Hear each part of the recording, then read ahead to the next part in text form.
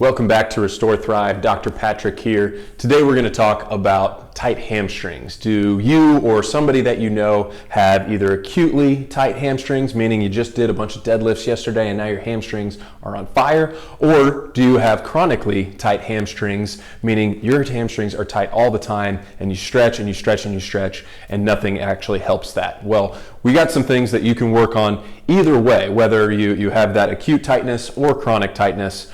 We'll give you a few tips over the next couple of weeks and see if going through these will help you decrease your stiffness in your hamstring. So the first thing that any good physical therapist is going to do is going to test to see where are you at right now and what are we doing to get better. So the test that I always like to do is a functional test, and it's more based on feel and subjectivity, but it's a good visual representation. So it's a simple hinge pattern, a simple RDL or good morning, whatever terminology you like to use.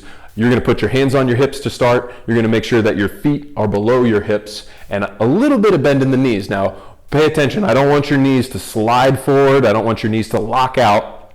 Keep your knees in a fixed position as you drive those hips back. And you're going to base this on feel. Whenever you start to feel your hamstrings get tight. So right at this point, I feel my hamstrings get tight. I feel like I could go further, but what you notice is my back is probably bending over more than actually my hips going back. So I'm going to show you that one more time. A little bit of bend in the knees. We're going to drive those hips back, and whenever I notice my hamstrings tighten right there, that's as far as I have with my posterior hip mobility and hamstrings. So what are we going to do this week to work on that? We're going to stretch, right? No, we're not going to stretch. What we're actually going to do is we're going to move the nerves. We're going to see if doing some nerve sliding, some nerve gliding will actually help us increase our range of motion. So in previous videos, we've talked about a hamstring slider. It's a great video. If you haven't seen it, dig through YouTube, check it out.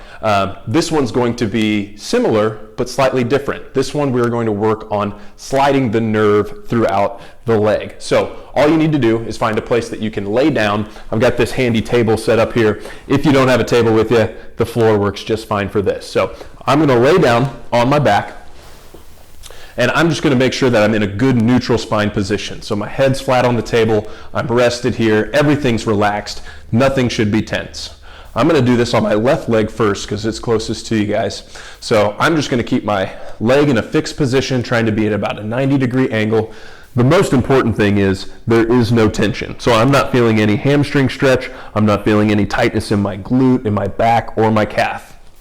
And from here, I'm going to very slowly and methodically raise my leg up until I start to feel a stretch. Notice that I said start to feel a stretch. I'm not just going to bust through and be like, oh yeah, it's a stretch, because of course it's a stretch. So you're just going to go nice and slow. I start to feel a stretch right here. And then what I'm going to do is I'm going to initiate movement at the ankle.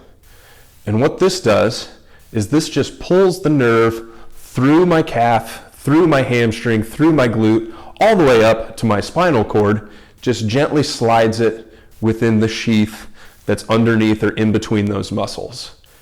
Notice that my hamstring length isn't changing one bit whatsoever, and I'm just going to do this somewhere between 30 and 60 reps. So a large number of reps.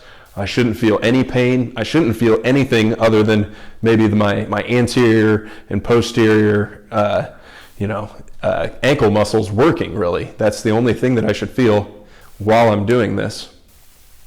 So we'll just sit here and kind of chat for a little bit while I do 30 reps. Got a few more, and calf's starting to get sore, so I know I'm doing it right, but again, I don't feel anything in the hamstring. And then we relax. Right, so after you've done that, again, you should feel nothing has changed in the hamstring. Give yourself a little bit of rest. Go back for the second set, and when you go back for the second set, you guys at home might be able to see better whenever I start to feel a stretch right about there. So I know I can't see from the side, but I know I see a whole lot more in my sock, so I know that my hamstring feels looser, but I didn't even stretch it at all. All I did was glide that nerve through the sheath, through the muscles, just like this for 30 reps. Right, I'm going to cut myself a little bit short on that one there. But notice how I didn't actually stretch the hamstring whatsoever. I would do the same thing on the opposite side. For time's sake, let's just see if my left side has gotten a little bit looser functionally. So again, I'm going to get back in my good setup position. I'm going to drive my hips back. I certainly feel my right hamstring. I don't even feel my left.